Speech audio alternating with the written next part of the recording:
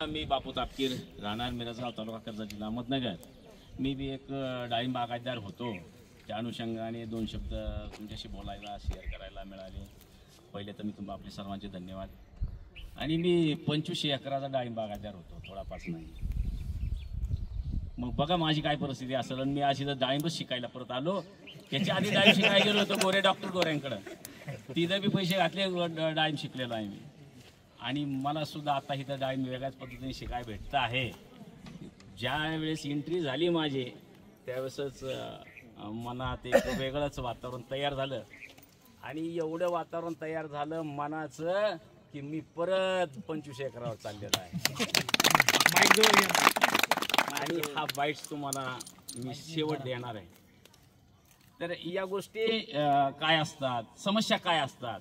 समस्येचा डोंगर आमच्या डोक्यावर होता. आणि इथं आल्यानंतर तो डोंगर मी उतरवलेला आहे. आणि तो तुमच्या माध्यमातून उतरलेला आहे. चला, मला तुमच्याबरोबर यायचं आहे. आणि ही वेळ योग्य आहे असं निदर्शनास आलेलं आहे.